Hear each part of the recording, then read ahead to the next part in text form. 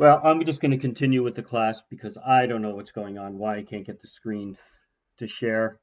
So I ask your forgiveness and I'm shutting off the video. This doesn't make any sense to me because I've had this, I did it last time and it worked just fine.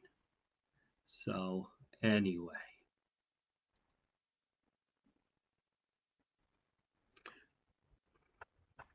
So when we last had this class, we talked about the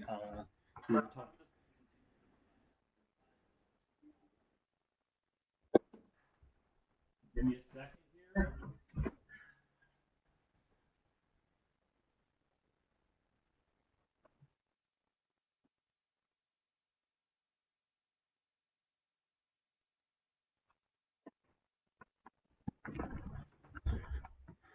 All right. So back to this way. I look respectable and we'll talk. So when we last left this class, we were talking about the liturgical cycle.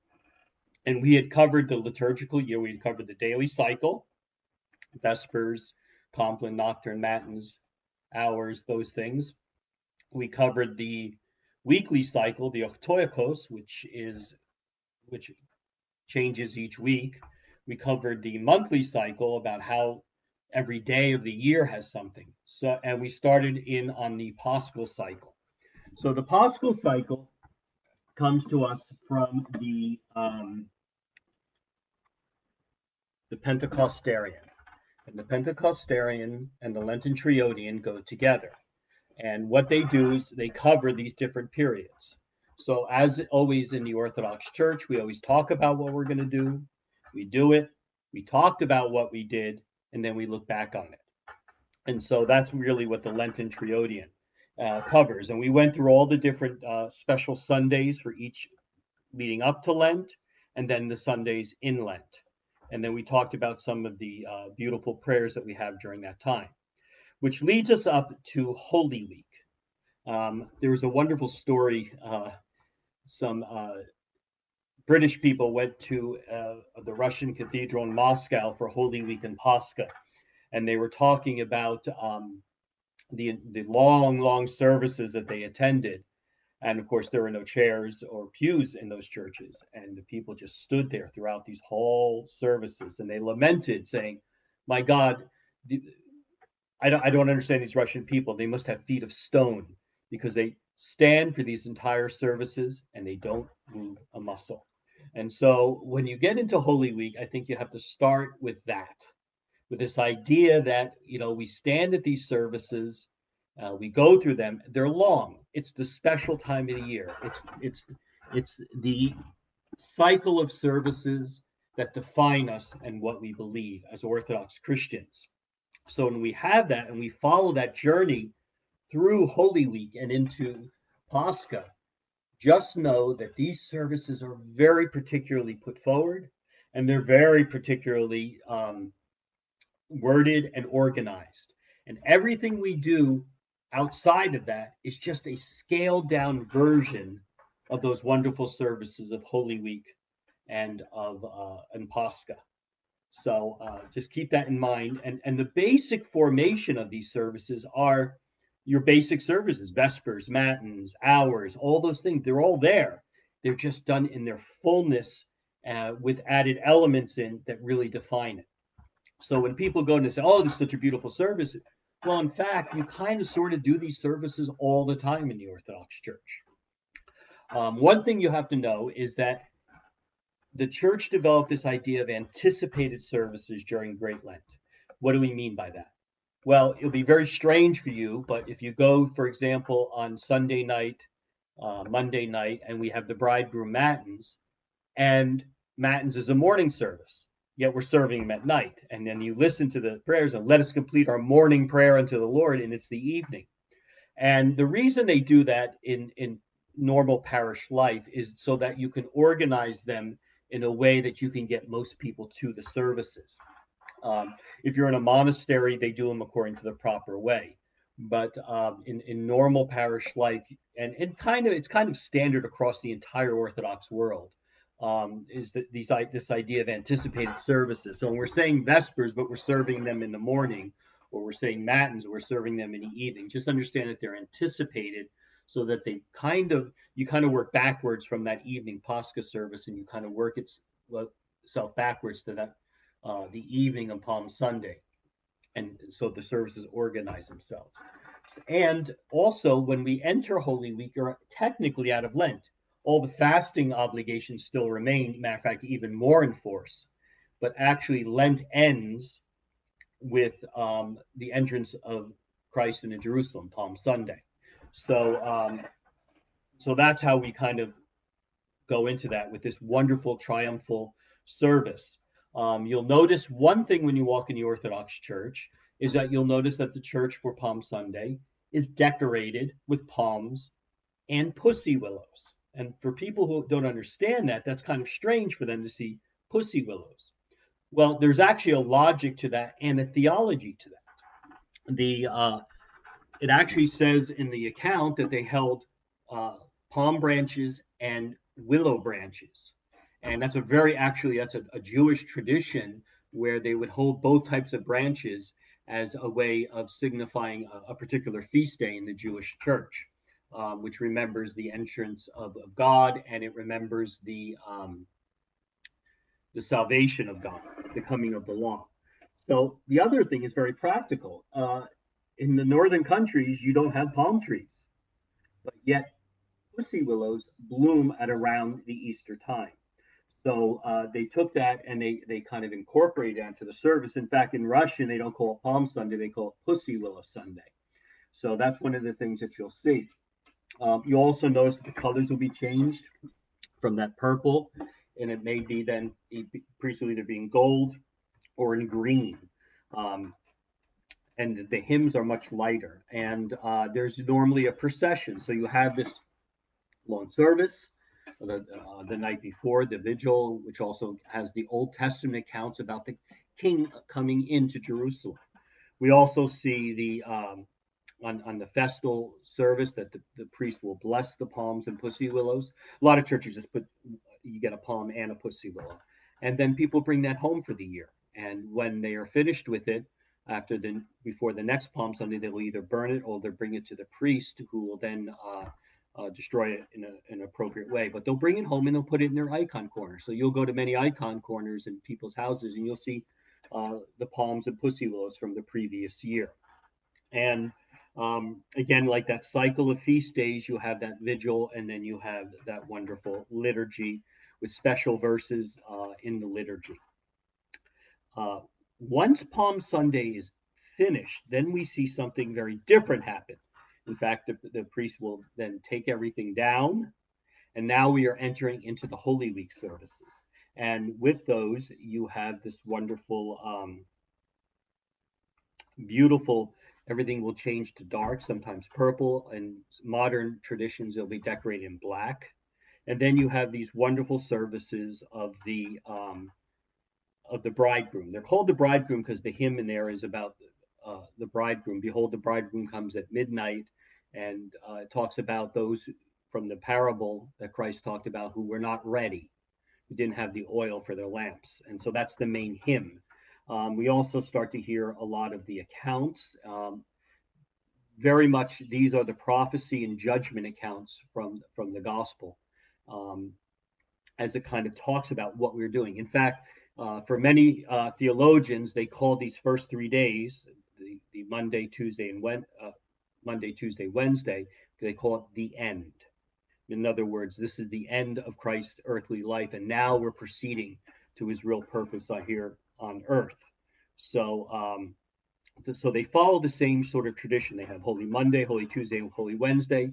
You have a bridegroom matins, and then you will normally have a pre-sanctified liturgy, the last of the 3 pre-sanctified liturgies, which is, again, a Vespers and a liturgy brought together. And the readings during those pre-sanctified liturgies change. Whereas before, we had gone through the book of Genesis and we had gone through Proverbs. Now we shift, and the readings for those last 3 ones are Exodus, which leads us up to the Passover, which we will come to in a second, and also the prophecy of Isaiah about what's going to happen. So we have those beautiful bridegroom services and the pre-sanctified liturgy. And on that last pre-sanctified liturgy on Wednesday, we do the last of the St. Ephrem prayer. There's actually a prayer that you do, and then you do the St. Ephrem prayer for the last time. So that leads us for those first, they follow the same pattern those days.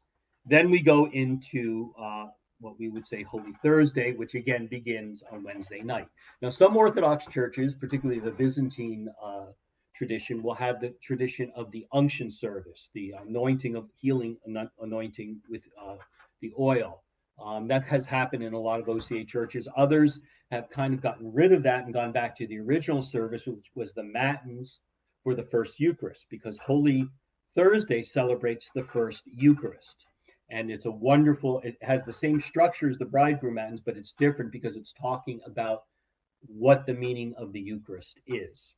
And then we have on that Thursday morning, we have what's called a Vesper, or Thursday afternoon, a Vesperal Liturgy. A Vespers and a liturgy, it's put together with these wonderful Old Testament readings, which talk about the, in the Old Testament, the prefiguring what will become in its fullness, the Eucharist. So again, we don't call it the Last Supper, we call it the first Eucharist. And you'll, in some places, you'll see that actually the priest will wear red. It's in some places it's called Red Thursday because you brighten it up because you're celebrating the Eucharist. And that is the last time you will take Eucharist before Holy Saturday, because then we're going to go into a strict fast day for the cross. So strict that you don't even receive communion. And again, the Vesperal Liturgy has its own special hymns that go with it, its own special entrance hymns, all those sort of things, which are absolutely beautiful. And that leads us into that Thursday evening, which is actually Friday morning, where we begin to celebrate the betrayal and the crucifixion. So that has this beautiful Matin service on Thursday evening, and it talks about it goes through there are 12 Old Testament or 12 gospel accounts which talk about, it leads us from the Garden of Gethsemane to Christ dying and being hung on the cross, being taken down the cross and placed into the tomb. It is one of the most powerful services we have in the church. At a certain point, the priest will actually bring out a cross and process through the church and plant the cross. He stands in the middle of the church reading these. The first reading is from John, and it takes about 20 minutes. And there's all these wonderful reflective hymns, and the theology in there is amazing. And so if you have a chance to look at the Holy Friday Matins with the 12 gospel readings, really look at the wonderful theology that's being expressed about this wonder. One of the ones I always remember is, and I always think is powerful, is he who hung the earth upon the waters now is hanging upon a tree. He who created all life is now lifeless. It goes and it has all these wonderful contradictions. With one hand, Judas reaches for the gold. On the other hand, he betrays the master. And it shows this idea: how can God die? How can this happen? It's beyond our comprehension that creation kills the creator so that it can have a new creation. And so again, that's a beautiful one. And then we go into I'm going very quickly through these. We go into Holy Friday. Very normal is in the morning we have the royal hours. That means it's the first, third, sixth, and ninth hours that are put together into one service, and each one has a prophecy, an epistle reading, and a gospel reading. And it kind of goes through again the four accounts of the crucifixion. And then we go into that Friday afternoon, which we have the Vesper Service, where we bring out the shroud. So there's again a Vesper Service, and there's a tomb set up in the middle of the church. And some are very, very fancy, and some are not so fancy. And from the tomb, the priest will process out with the shroud and place it into the tomb, and then have a service before that. And in many traditions, once that shroud is in the tomb, there should be someone in the church at all times reading from the Acts, not the Acts, reading from the Psalms going through all the way through to right before the Pascha service. In other words, you're standing vigil at the tomb. Some churches still do this. Some churches don't have the people to be able to do that, but nonetheless, this Vesper service is that great service of bringing that shroud out, which is then followed that evening by the Matinee service, which is interesting. It's either called the Matin of Praises or the Matins of Lamentations, depending on the translation. And it is a beautiful service in which the entire Psalm 119, which is the funeral psalm in the Orthodox Church, is chanted. There's a great, beautiful set of hymns that are done before the shroud. And then we go on procession with the shroud. And in some neighborhoods, they'll go around the whole block, they'll go around the whole neighborhood, you go around the church, and it's the funeral procession of Christ. Yet once that shroud is placed back into the tomb at the end of the procession, we go into this incredible Old Testament reading about Ezekiel and about the bones and how the bones will live. It's from the prophecy, and we go into the epistle and then the New Testament reading. And this is the first time in the church that you hear the hints of the coming resurrection. And so, matter of fact, in my one liturgy class I teach, I used to ask people, list all the resurrectional elements in this service, so that, and you could see how many of these that you hadn't heard all Lent now are starting to come, because it is, as we say, the Lord's, the Sabbath, where the Lord rests. After all the work, he now rests from his work before he rises from the dead, though he's not really resting because he descends to Hades and all of that. So it's an incredible service, the Lamentations. And then on Holy Saturday, which is again the Lord's Sabbath, we have the old Vesperal Liturgy with the 15 Old Testament readings. It's a beautiful service. The Old Testament readings all talking about Passover, about healing, about rising from the dead, all these wonderful things. And during that service, right before you read the gospel in the liturgy, the priest changes from purple or black into his white vestments. And the doors are opened, and all the churches now, all the dark vestments are now taken off all over the church, and the white is now there because we are now into the resurrection. And we hear about the Christ, the myrrh bearers coming to the tomb and seeing the empty tomb, and the angel announcing that he is risen. And then at that point is when we go into the preparation for that service that evening, the resurrection service. Now, Holy Friday is a strict fast day. You're not supposed to eat really anything from sunrise to sunset, as you are celebrating, kind of mourning with Christ. On Holy Saturday, you are allowed to eat a little bit to kind of sustain yourself. And tradition is have some bread and wine after the church to kind of sustain yourself, and as you get ready for the Paschal service.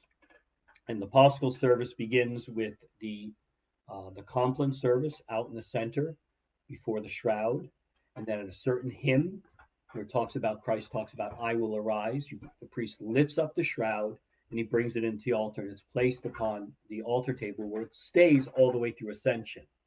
Now we have an empty tomb. And then at a certain point, after the Compline and the short nocturne, Matins begins, and that's when the priest starts singing Thy Resurrection, O Christ our God, the hymn. And as he's singing that, all the candles are lit in the church, and the people go out in procession.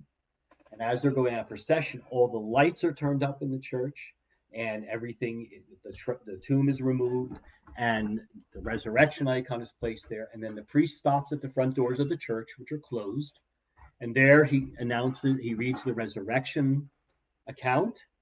He then starts singing Christ is risen from the dead, and then he knocks on the door with the candle. He has a 3-branch candlestick, and the doors are opened, and everything is full of light and brightness, and we start celebrating the resurrection. And we can't start that service until midnight, because it's technically then you're into the next day, into Sunday. And then we have this wonderful Matin service where the priest, during every ode on the Matins, is sensing around the church, saying Christ is risen, and people are yelling back, indeed he is risen, and he does it in many languages. We then have the beautiful sermon of St. John Chrysostom, the Paschal sermon, and then we go into the Paschal liturgy. All the doors are open. In fact, they stay open the entire Bright Week. So the royal doors and the deacon doors are all open, and we have this wonderful and glorious Paschal liturgy. And again, there's many languages, there's many traditions. Everyone gets a red Easter egg. There are all sorts of traditions for this. Now, the next day, so by the time you're done and you go home, it's like 3, 4 in the morning. The next day we have the Vesper Service, the shortest service in the Orthodox Church, and the only Sunday where you can eat before you go to church. And it's a beautiful Vesper service that's done resurrectionally. There's a procession. The priest will usually have his Paschal sermon that day, and the kids will come, and you do all those sort of things. And it's called the Agape or Paschal Vespers. Agape meaning people would come together and eat and share their food and make sure that they have that opportunity to do that. And so, and what's supposed to happen is every day that next week, Bright Week, is a Pascha. So you should have the Paschal liturgy exact same way without all the matins and all of that, just the liturgy. And as you would do as you did on Pascha, and you would do a Paschal liturgy in the morning and a Paschal Vespers in the evening. And on the first one, on Monday, the tradition is to do a procession, and then the priest would go to each 4 sides of the church, read each of the 4 accounts of the resurrection. He will then also bless with holy water the 4 sides of the church. And it's and you do that again throughout the entire week. The doors remain all open. Each day during Bright Week is dedicated to a different theme. For example, Bright Friday is the life-giving spring. And again, you go through that. And then on Bright Saturday, you then, right after the liturgy on Bright Saturday, the artos, which is a bread that is blessed on Pascha night. It's a large bread with a seal, and it stays in the church the whole week. And then on Bright Saturday, you bless it and you break it and you all eat. And then after that, the doors are closed. But the services continue with a slightly less resurrectional glory, the resurrectional antiphons and all that stuff. But nonetheless, there's a different beginning to the service. There's a way in which you do it, which makes it much more resurrectional for that entire 40 days. And so the 40 days of celebration goes all the way through and all the way through Ascension and Pentecost, and it has these wonderful, glorious beginnings. There's some you'll notice liturgical differences. You'll notice that everything will be in white. That's always an interesting thing because they say that you're supposed to put on your brightest vestments. So in the West, we say white. In Russia, they wear red. So it's kind of an interesting thing. So each Sunday has a theme. So the first Sunday after Pascha is Thomas Sunday, where Thomas had missed the resurrection and now missed the Christ appearing. Now he comes back. And that's called also Antipascha, which means after Pascha. At 8 days, you have a tradition called Radonitsa. That's a Russian word. And it's called the Day of Rejoicing. And the tradition is to go to all the graves in the cemeteries and to bless them and sing the Paschal hymn for each of those graves. Now, in some cases, you can't do that because of modern world, so they may push it to Thomas Sunday or one of the Sundays after Easter. But 8 days is a very important thing because if you remember, it's after 8 days that Christ appears. It's after 8 days that it's the 8th day, which is the new day, a new 7 days in a week. The 8th day is the special day, the day of resurrection. And also even it's translated into the common Orthodox practice of funerals. And after 8 days, we do a panakida for the person who has died. It comes from this. The Sunday after that is dedicated to the holy myrrh bearers. Those are the women who first came to the tomb and announced the resurrection. And then we have some interesting ones. We have the paralytic, the Samaritan woman, and the blind man. All of those 3 Sundays are dedicated to having true faith that Christ is the Son of God. And so, again, we do that. And then at 40 days, we have Ascension. The shroud is removed. And then the next Sunday is the Fathers of the First Ecumenical Council, the one that defined who and what Jesus Christ is. And that leads us to the 50 days, which is Pentecost. Everything will be turned into green. And so the white is gone. We have at the end of Pentecost, we have what's called the kneeling prayers.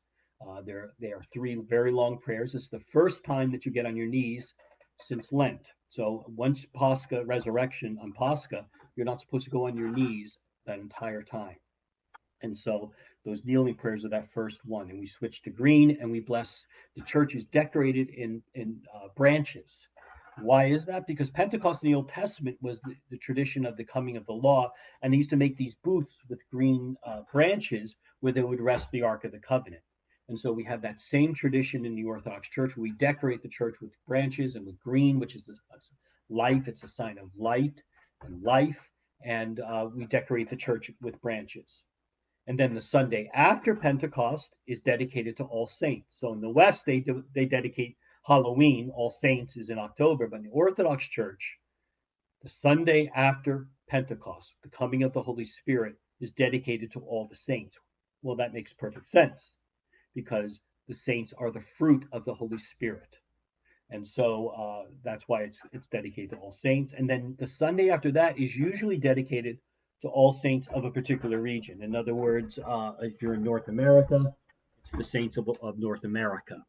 And then we go back into the normal cycle. So we're back into that cycle. And every Sunday after that, up until we get into the pre-Lenten Sundays again the following year, are numbered. So the first Sunday after Pentecost, the second, right?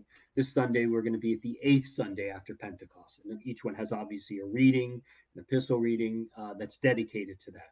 So we're in this kind of normal cycle again, and continuing throughout the year. Now, the next thing I want to talk about, and the last 2 things that we'll talk about, is what's called the Festomane. The Festomane is the official kind of liturgics book of all the feasts of the church, outside the movable ones that we deal with the Pentecostarian, which deals with Pascha. So these are the normal 12 great feasts of the church. And what they are is they're fixed. They're fixed on a certain day. And so we know that they're coming up. For example, next week we have August 6th, which is the Feast of Transfiguration. So the Festomane will have all the instructions and the liturgics and the hymns of that service. So the Festomane begins actually on September 8th, which is the birth of the Nativity of the Theotokos. And interestingly, it ends on August 15th, which is the death, or the death of the Theotokos, the Dormition. So the Theotokos begins that liturgical year in that sense and ends that liturgical year. And so just as the Theotokos, Mary's body, kind of encompassed the church and Christ, so her life encompasses the life of the church. So it is an incredible thing. But September 1st is technically the liturgical new year, according to the Byzantine calendar. So it gets confusing, just understand. Each of those feasts have the following things. They have a pre-feast, which means they'll lead you up to the feast, saying this feast is coming up.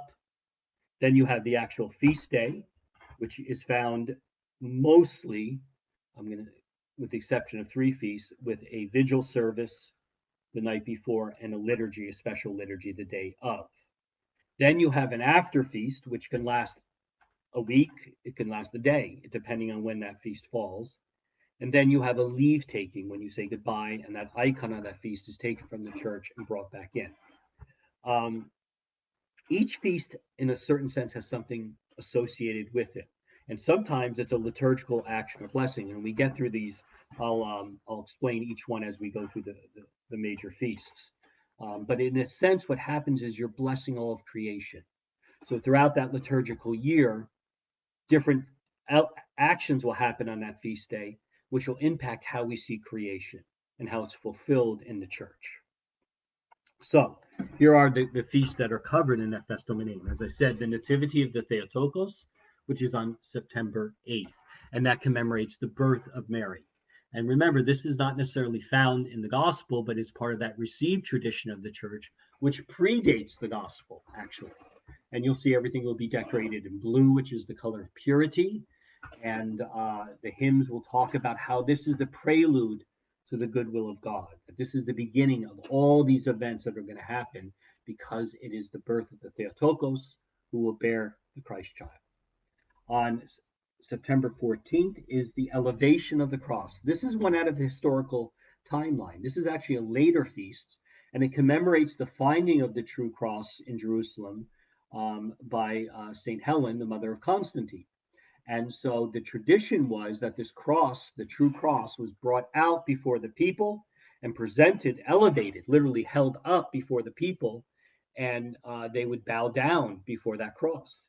And so we still do that. We bring the cross out. There's a tradition of during the hymns to go down and bow before the cross, and and everything is decorated in red for that feast day. And it's interesting if you have a bishop serving that feast when the cross is brought out, he actually lifts it up in the four directions of the earth, and north, south, east, west, and he starts down low, and the choir sings 100 Lord have mercies as he lifts the cross to the very top.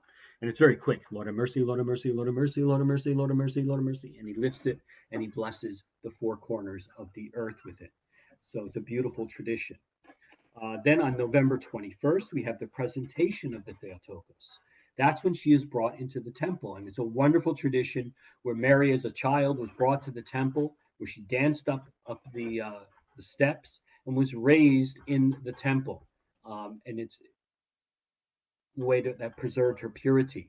And if we think about, we'll talk about this feast coming up, it's a parallel to Christ's life as well. Then we have December 25th, which is the Nativity of Christ. Now, you'll hear, Orthodox celebrate Christmas on January 7th. Actually, no, they celebrate on December 25th. It depends on whether you're using the Julian calendar or the Gregorian calendar. It's still December 25th. But January 7th is actually December 25th on the Julian calendar. And the church is decorated in red. And this is one of the three feasts that I said that had something different. Nativity, Theophany, and Annunciation all have a different liturgical cycle. And that's because those three feasts used to be celebrated together in the early church. They believed that he was born, baptized, conceived, born, and baptized on the same day. And so it kind of split out in the end, but when you'll see how it works out. But it has the same liturgical cycle where you'll have a Vespers, then you'll have a liturgy of St. Basil, and then you'll have a vigil, and then you'll have a liturgy of St. John Chrysostom. And the vigil is actually it's a Vesperal liturgy, then a Compline and Matins put together. It's a special sequence of services, and it's absolutely beautiful to hear those. And of course, Theophany, which is January 6th, is the feast. We call it Theophany, not Epiphany, because Theophany means the revelation of God, and that's the celebration of Christ being baptized. And the tradition in the church there is to bless water, and then he blesses the holy water for the year, and then the people take that and they bring it to their homes, and then the priest goes to every parish, every house in the parish, and he makes the arrangements, and he goes and he blesses each home. And so, especially because in the winter, it can get a little dicey, but he tries to get to every house and he blesses each house. And it's a beautiful, wonderful tradition and a way for the priest to stay in contact with his people. And then we have on February 2nd, the meeting of the Lord, and that commemorates when Christ was brought into the temple, presented to St. Simeon and the prophetess Anna. And the tradition on that day is to bless the candles for the year, which usually you run out pretty quick, but it's a beautiful, people will bring candles from their homes and will bless them, and the priest gives each person a candle. Now, remember I talked about the Nativity of the Theotokos and then the presentation? Well, it's that same sort of tradition here. You have the Nativity of Christ, and then when he's brought into the temple as his mother was. So you see those parallels. Following that, we have Annunciation on March 25th, which is exactly 9 months to Christmas. So March 25th leads you exactly 9 months to December 25th, a perfect pregnancy. It's interesting because from the conception of Mary to her birth is 9 months minus a day, no, 9 months plus a day. And from the conception of St. John the Baptist to the birth, the nativity of St. John the Baptist in the church is celebrated at 9 months minus 1 day. Only Christ is that perfect pregnancy. So it's wonderful liturgical math. Annunciation is the most complicated service in the church because it could fall during Lent, it could fall during Holy Week, it could fall during Pascha. And so it gets the way the services are done can be very convoluted depending on when it is, because obviously Annunciation cannot overshadow, for example, a Holy Week service, but yet it still needs to be celebrated in a sense. So that's one of those ones where the priest has to kind of scratch his head and look at the instructions to figure out what services to do. Then we go to August 6th, with the Feast of Transfiguration, when Christ goes on the mountain and is revealed. That's tradition is to bring in fruit or grapes and to bless the fruit. And if you think about it in a sense, this is when, right, we're coming up to this, all the beautiful produce that's in the stores right now, because this is the time of that beautiful harvest. And then finally, August 15th, which is the Feast of Dormition, the death of Mary. And the tradition there is to bless flowers and herbs. Again, this is the time in the year when all the flowers are in bloom and all the herbs are in bloom. So you bring it to the church and you have them blessed and you bring them home. And Dormition can be celebrated beautiful, by the way, because there are some traditions where you actually have a shroud of Mary, and you'll bring that shroud out into its own little tomb, and we will celebrate special services before that shroud, because she had that perfect death of someone who was merely human, and it's that she was translated to heaven. So we have that beautiful tradition within the church. So there are some minor feasts, and these are feasts that have a particular meaning within the church and have a particular way in which they're celebrated. And some of them are quite powerful and quite universally celebrated. For example, St. Nicholas on December 6th is a universally celebrated one, with beautiful hymns and beautiful traditions, and the visit of St. Nicholas to the kids and the giving of gifts. And so that's a universally right. It's not one of the major feasts in the Festomane, but is still considered an important feast. The protection of the Theotokos on October 1st. It talks about the deliverance of the people and her mantle, and this beautiful way in which throughout history, certain times when those special icons were brought out and helped protect the city. St. Basil is celebrated on January 1st, New Year's Day. It's also the feast of the circumcision of Christ. And so that's one of the times where the St. Basil liturgy is served, and it's universally celebrated. Nativity of St. John the Baptist is celebrated in June 24th, and that's an incredibly important one as well. We talked about that, as well as the beheading of John the Baptist on August 29th, which is a strict fast day. So it's a day when you're supposed to eat very little on that day. There's the feasts of St. Peter and Paul on June 29th, and that usually will end. We'll talk about that in a second. It ends this special fasting period for the church. So St. Peter and Paul representing all the apostles.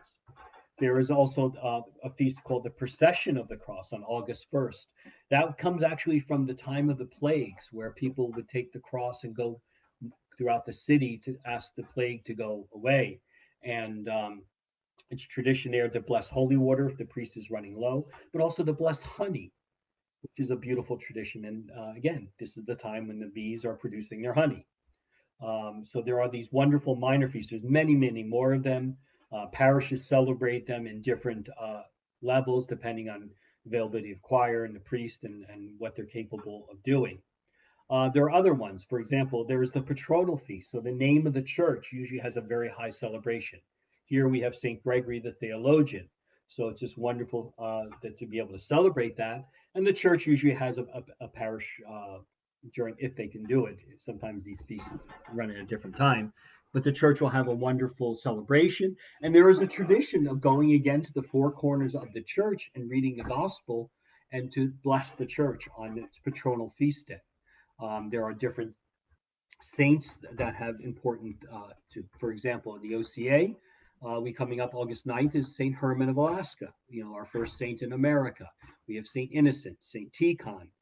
These are regional saints that have a lot of meaning to that particular region.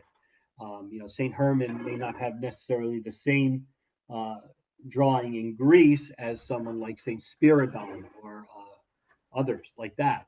So again, it's regional, and that's wonderful because it shows you that great diversity. And parishes try to commemorate as many of those as they can. And so you have the Patronal Feast, in other words, what the church is named after. You also have the regional ones.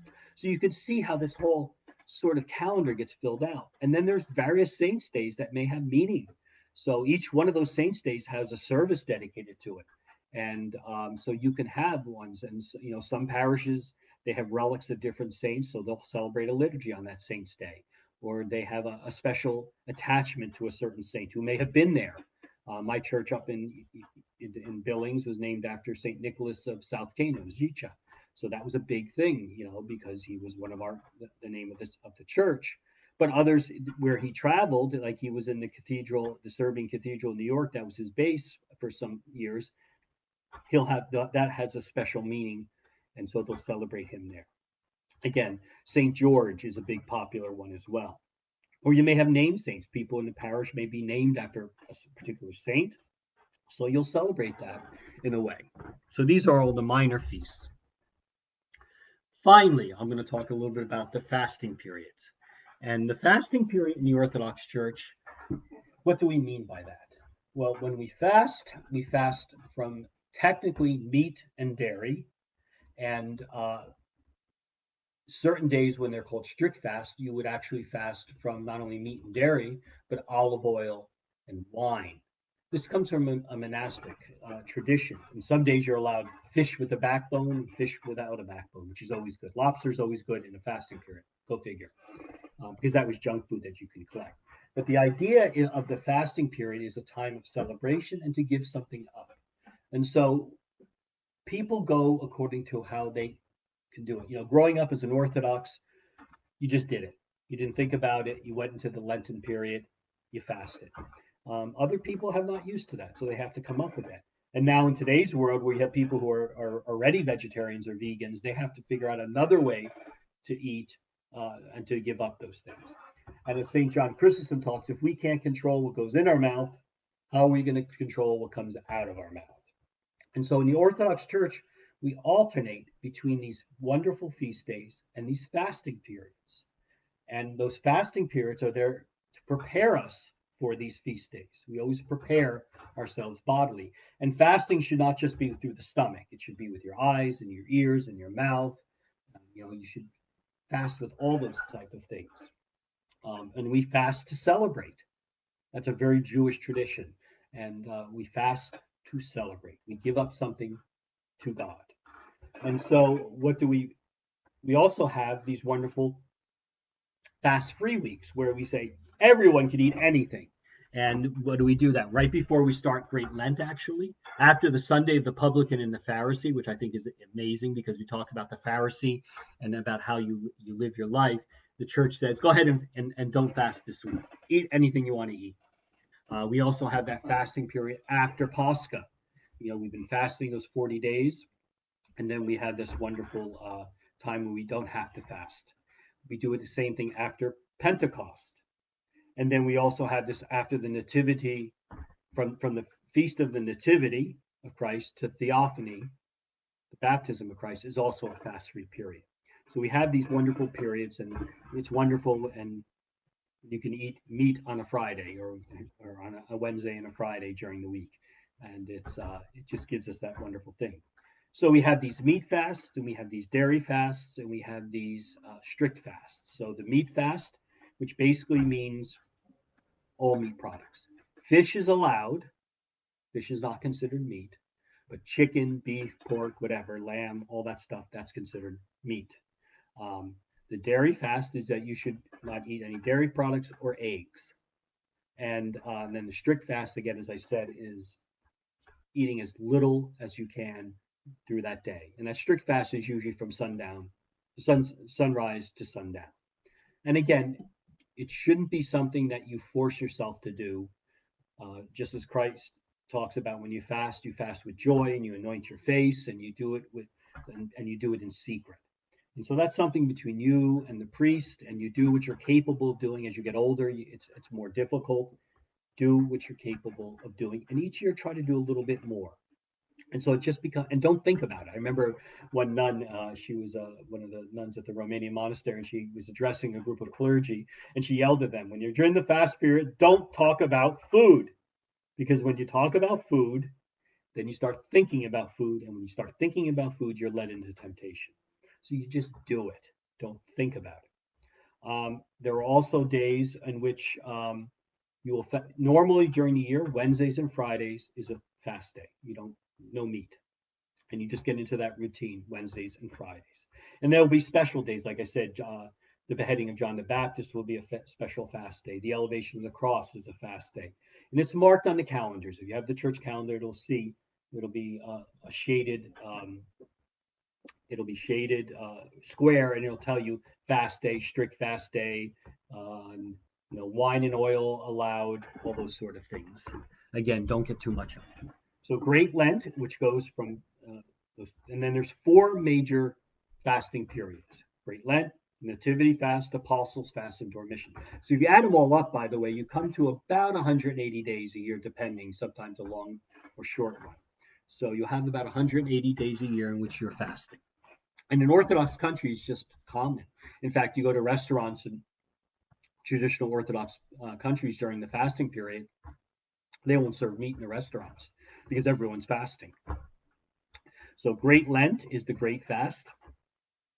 That goes from Forgiveness Sunday to Pascha. So it's 40 days. We have the Nativity Fast, that's Advent in the West. That goes from November 15th to Christmas. Again, 40 days. The Apostles' Fast is one that's done before St. Peter and Paul, and that's a variable one. It's the second Monday after Pentecost to the Feast of St. Peter and Paul. So if it's a late Pentecost, you can have actually no fasting days. Or if it's an early Pentecost, you can have up to 40 days. So it depends. It's usually about 2 weeks. That's normally about what it is. But that's, again, to commemorate the apostles. And then the final one, which one we will enter this week on Saturday, is the Dormition Fast from August 1st to August 15th. And that's that period of time in which we prepare for the Dormition. So that's the 4 major fasting periods, which is also the time I recommend for people to also come to the sacrament of confession during those 4 fasting periods. So again, we alternate between those feasts and those fasts. We have those wonderful periods of time in which we are reflective and we kind of bring things down, and then we have times when we can rejoice greatly. So that kind of covers the liturgical cycle. It's a lot of material. Again, for most people, you just sort of live it. You don't think about it, you just do it. And so that's the wonderful thing about the church, is that you just do it and you don't think about it. And I want to finish this up with a bit of a phrase and a bit of a quote. And this comes from Kallistos Ware, Metropolitan Kallistos Ware, this great theologian of the modern theologian in the Orthodox Church, who taught at Oxford. He's retired now and is wonderful. And what he said is how to look at this cycle. And he said, we have to look at this cycle as an experience of the living God present with us through all our services. In other words, if we take it out of the church and we take God out of it, it doesn't have any meaning.